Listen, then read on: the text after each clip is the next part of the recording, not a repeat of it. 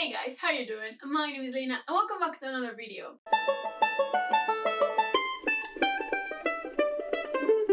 So, today we're going to have a beautiful long video. I already know this because I was trying to recommend you kind of spooky, dark, horror-y books and it got a little bit out of hand.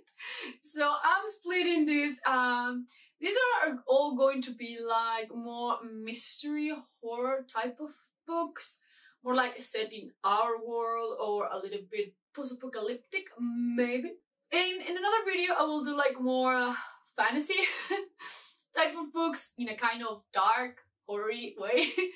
But yeah, we're going to stick to the more mystery horror type of book today. But I still have like 15 maybe more recommendations, so yeah, it's going to be long. I'm so sorry. So let's just dive into the recommendations.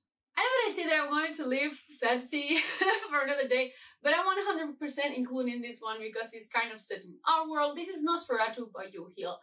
I really like Joe Hill in general. I have read most of his books. I still need to read his short stories, which I'm really curious about. But I have read all his full-length novels. In fact, we have 2 here. I would include Lock and Key, but I'm keeping that for the fantasy video. But this is Nosferatu. In this one, we follow Victoria. She has like a knack for finding things. Until one day she discovers that she's not the only one with kind of these special talents. At the same time, we're going to follow Charlie Manx. He drives this incredible fancy car and he basically kidnaps children. There's only one child that has ever escaped Manx, and that is Victoria. We're going to follow a bit of the past. We're also going to follow the future when Manx actually takes Victoria's child with him and she's trying to find him. Basically, it's super spooky. It's great for Halloween season, so I highly recommend this one. The audiobook was on point. Then let's go to put a really light one. This is not horror, this is more a mystery. This is A Good Girl's Guide to Murder by Holly Jackson. I loved this book. It's just such a kind of cozy mystery, perfect for fall, if you know what I mean. In this one, we follow Pippa. She has to do this kind of final essay for high school before getting into university, and she decides to take on this murder that happened, I think it was that happened 5 years ago. And she's actually not convinced that the man accused for the murder was the actual killer. We're just going to follow her trying to figure out what really happened. It's super great and super cool. It's just one of those reads when it's raining outside and you're just laying in the sofa or in the bed and you have this kind of really nice book to follow. It's also really gripping and wonderful. Then let's go with Bird Box by Josh Malerman. I think this is a great spooky horror-y read, especially if you listen to it as an audiobook. This was actually the first audiobook that I ever listened to and I loved it. I adored it. You know what is really weird about trying to sleep with your eyes closed in this audiobook and these people not being able to see? It creates like an extra factor of paranoia. That is fantastic. But basically in Bird Box we follow Mallory. She's our pregnant main character and one day she finds herself in this kind of apocalyptic setting where some entity, creature that you cannot really see starts driving people insane. Once they lay eye on them, they kind of freak out and kill themselves. It's just such a cool concept. I love this book so much. I actually really enjoyed the sequel too. But Bird Box is such a masterpiece. I loved it. It has this scene on a well. Oh my god, I nearly lose my mind while reading this book. Also, before I forgot, I just read this book and I loved it. I enjoyed the hell out of this book. It wasn't a full 5 stars, but it was so damn enjoyable. I loved it. I read it in one sitting. It was just non-stop action, extremely fast-paced, but this is Clown on a Cornfield. Adam Cesar? Something like that. I don't quite remember the name of the author right now, but I'm dying to get my hands on a physical copy of this book because I enjoyed it so much. so much. We basically follow Queen. She moves into this new town with her dad after her mother's death. You know, yeah, it starts off really cliche, but the second they get into this town, things just go insane in just like 2 chapters. It's just so cool. She sees this clown through her window. It's kind of the town mascot. Everyone likes it. But yeah, rampage of killer clowns. It's just so damn good. I don't want to tell you much about the plot because it's such a kind of straightforward book that anything that I say might actually be considered a spoiler. So I will keep it really like that. But it was so damn good. Really. If you have any interest in reading this one, do it. It's just once you open the book, you cannot close it. It's just so damn well written, and it's just so damn mysterious and so creepy. There's nothing worse than fucking clowns. I hate clowns. Yeah, I'm one of those persons that can't stand clowns.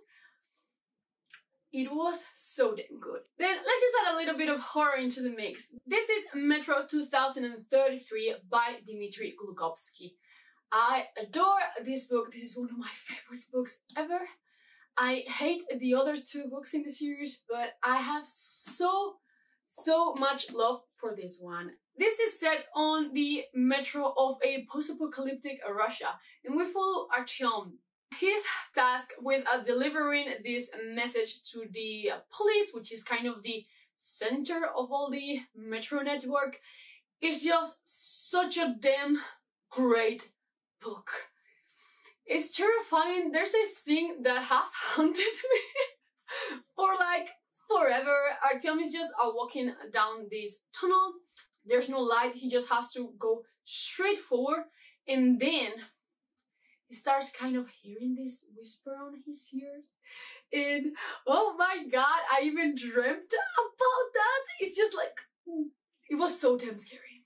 I love this one. The video game is also fantastic, but yeah, the creepiness of the metro is just such a damn cool concept. I also love how kind of every station is just like a city in itself, and they have like different ideologies. We have communists, we have Nazis, we have a little bit of everything. It's just fantastic. I highly recommend this one. I loved it. It has just like, oh, this kind of really claustrophobic effect with all the tunnels of the metro. It's incredible. Then, for something a little bit more light, we have Confessions by Kanai Minato. This is more of a really kind of soft thriller, and it's just told in a super cool way. It's actually only divided in 5 chapters, but each one of the chapters is told from different character perspectives. Well, they actually narrate that chapter. So basically, wait, I'm getting that really ahead of myself. Basically, in Confessions, we follow this teacher as she discovers that her daughter was actually murdered by some of her students, and she decides to basically take revenge. But yeah, the first chapter is told from her perspective, and she's just having this monologue with her class, and it's just so damn insane. She's like, yeah, I'm going to take revenge because I know who killed my child. And it's just like, whoa. Then the second chapter is told from the class presidents. Then we have a chapter from one of the killers. Oh, then one chapter from the perspective of one of the mother of the killers. And then the last one is again from the other killer's perspective. And it's just so damn nice. You can read it in one sitting. The way it's told is just super original and super interesting. So you want like a mystery to keep you a little bit awake at night? Check this one out. Now that we have horror and mystery, let's just add weirdness. This is the Southern Ridge trilogy by Jeff Vandermeer. I will recommend Annihilation because even though I know that it's a really weird book, it has some damn good horror elements to it. So Annihilation is fantastic. We basically follow, I think her name was Lena. Am I insane? I might be completely losing my mind. I will 100% need to check that. But we are basically set on our present time, but there's this kind of really weird alien ecosystem that scientists have a name, Area X. Basically, kind of laws of physics and laws in general don't apply inside that zone, and really weird things are happening. So the government basically decided to send some expeditions, but many of them never came back. Some of them came back insane. Some of them came back really changed, and they are basically trying to cross every variable, and now they're sending a team of 4 doctors, 4 female doctors, and I love that Annihilation so much. If you want answers, you won't get them from this book, but it's such a wild ride. I highly recommend this one. Also, watch the film on Netflix. It's not like a faithful adaptation, but it has like the tone and some elements, and there's a bear scene that is one of the creepiest things that I have ever seen in my life. But yeah, check out Annihilation. Before I forget, again, because I don't have them here physically, The Strain by Guillermo del Toro and Jack Hogan. I haven't talked about this series a lot, but I actually love it. It's a really weird take on vampires. Well, they are more of a kind of a virus type of thing than just, you know, this magnificent creature. And I loved it. It has some scenes that are really, really creepy. It has like really great horror elements to it because, I mean, these vampires are fucking scary and they are scary. So yeah, we basically follow our main character, Dr. Ephraim, and he's from the CDC, and one day he receives this call. He has to go to this plane. This plane just landed and all the lights are turned off and no one really knows what's in there. So they basically call all the alarms, and once they get inside this airplane, they discover that all the passengers are dead, basically. Or are they? It's just so damn nice. They basically find this gigantic coffin filled with soil in the cargo bay. So yeah, I'm pretty sure that you already know what's going to happen. But yeah, obviously, those passengers aren't dead. They are actually turning into damn killer vampires, and it's just so nice. So nice. I didn't particularly love the TV show, Iffy territory for me, but I loved this first entry. I read them many years ago, yeah, but I still have so much love for this trilogy. But yeah, The Strain is great. So, do you like killer mermaids? Because Into the Drowning Deep is one of the most underhyped books ever. This is such a gem. This is by Myra Grant, aka Shauna McGuire, and it's just so damn nice. This is a continuation of a short story. It's kind of a mockumentary where these scientists go in a boat into this part of the ocean because there's apparently mermaids there. But the mermaids are not like the nice ones. They are actually super dangerous, killing mermaids, and this book is scary as hell, and it's just so well done. So well done. I love mockumentaries, and this one was so damn fantastic. I'm actually planning on rereading this. Taylor, if you're watching this, we can reread Into the Drowning Deep. What do you think? I love this standalone. I wish there was more. You can have like the short story and this one, but I wish we had like a sequel. Then let's go again with the bit of a light thriller. This is Behind Her Eyes by Sarah Pinborough, and this is one of the weirdest books you're ever going to read because the last part doesn't make any fucking sense, but it's great. It just hits you right in the fucking face and you don't know what to do. It was just like, okay, I wasn't expecting that at all, but I'll buy it. This starts up like your usual kind of domestic thriller. So we follow these 3 different people. The first one is Louise. She has a child. She recently divorced, and one day she meets this guy called David. They kind of click. They are just like, I like you. You like me? Yeah. You know how that goes. And then the day after, she actually finds out that he is her new boss. So they are kind of in this really weird relationship already. But then you need to add up Adele to that mixture. She's David's wife. And she decides to be friends with Louise without Louise knowing she's David's wife. So yeah, it's weird, but man, that ending is not going to be everyone's cup of tea, but dude, I will just tell you, it's kind of a sci-fi twist, and it was so damn good. So, post-apocalyptic it is. This is The Fireman by Joe Hill. I ate this book in March, and I loved it. I will say that the ending dragged a bit for me, for my taste, basically, but the first 500 pages of this gigantic monster were a joy to read. Is there something scarier than you against a group of kind of insane people? No. When you're trapped there, you're fucked. So, in this world, we have this thing called, was it Dracoinsandia. So, this is kind of a disease that has spread into the world, and it's making people explode. Well, spontaneously combust. Of course, everything is chaos, and we're going to follow Harper. Yeah, and Harper is such a good damn main character. I really like her.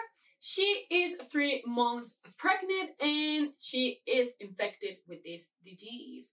The problem is, she doesn't know if her child is going to be infected or not. So she decides that she is going to basically live through this and deliver the child, and she will see when the moment comes. Her husband is kind of fucking insane and decides to just try and kill them both.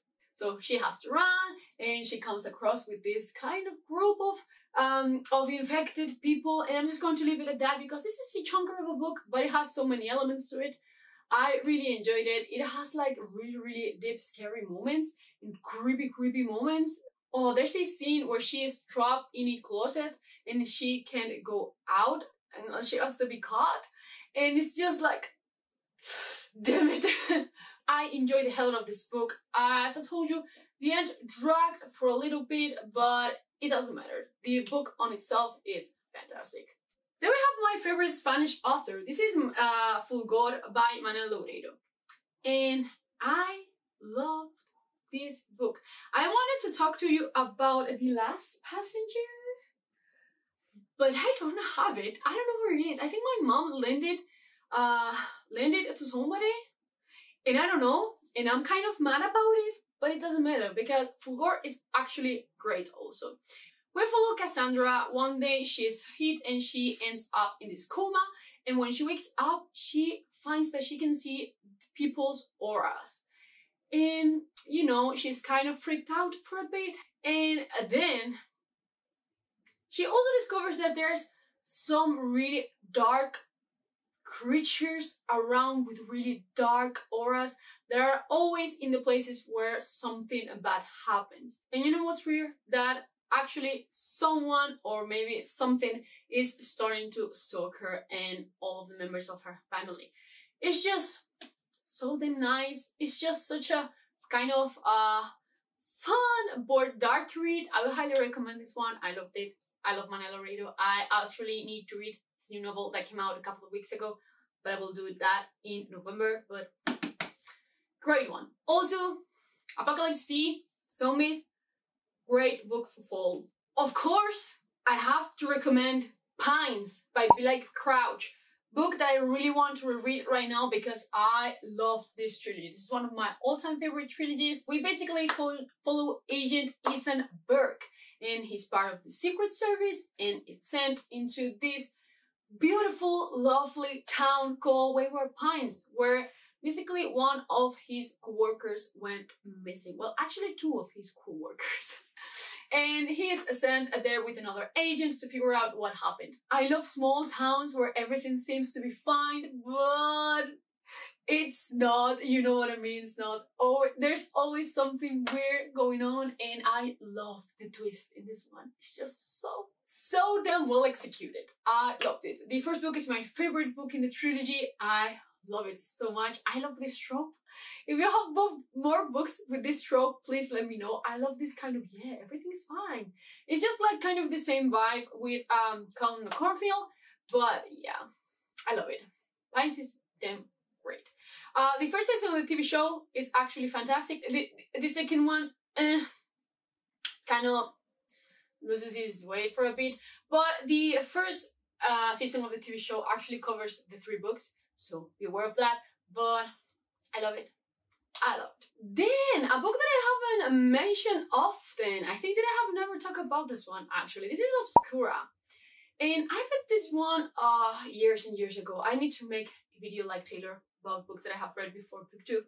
But this is a sci-fi horror novel.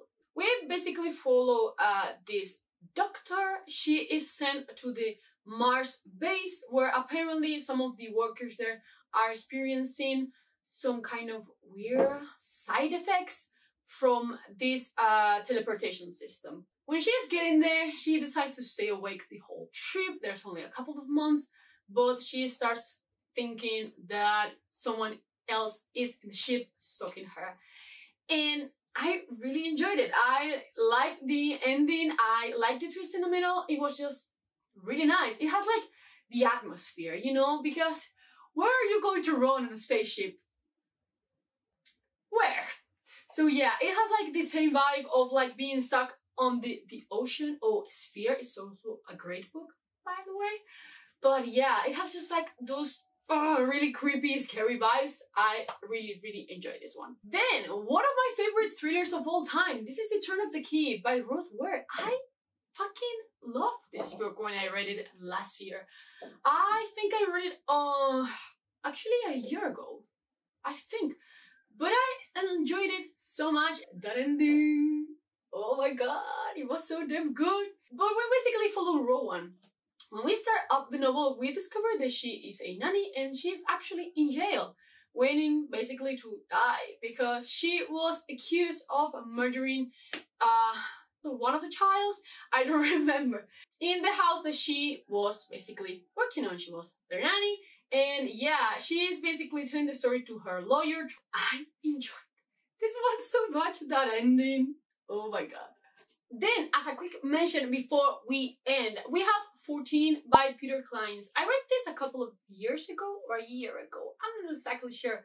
But I thoroughly enjoyed it. We basically follow our main character as he moves into this kind of extremely cheap flat in this super cool building in the middle of, I think it was LA, I'm not 100% sure, but of course there has to be something wrong with it, and it is. He starts finding writings in the walls, really creepy things, scary things. There's one flat that is completely locked out and no one can get into.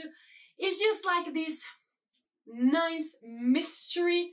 But be aware that it has like a really weird twist towards the end. It has some Lovecraftian elements to it.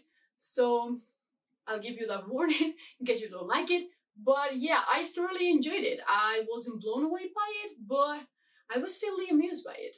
And then the last 2 books that I have here are both by Grady Hendrix, who is basically becoming one of my favorite authors because I have given both his books 5 stars.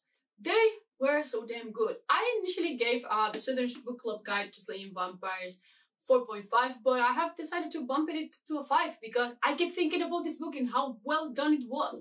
And this month I read My Best Friend's Exorcism and it was so fucking great, so scary. We follow these 2 best friends and one day they decide to go skinny dipping, and when Gretchen comes out of the water, basically something really bad happened. She's no longer herself. She is just like looking a little bit disgusting every day and something's really wrong. So Abby has to find out basically what happened. Yeah, I think it's pretty evident what happened, but enjoyed this one so much. It's so heartbreaking and so hard-hitting sometimes. Loved it with all my heart. Then, this other book club is amazing. We follow Patricia, and she is part of this book club that is kind of done behind their husband's back because this is set on the 80s? Was it in the 80s or the 90s?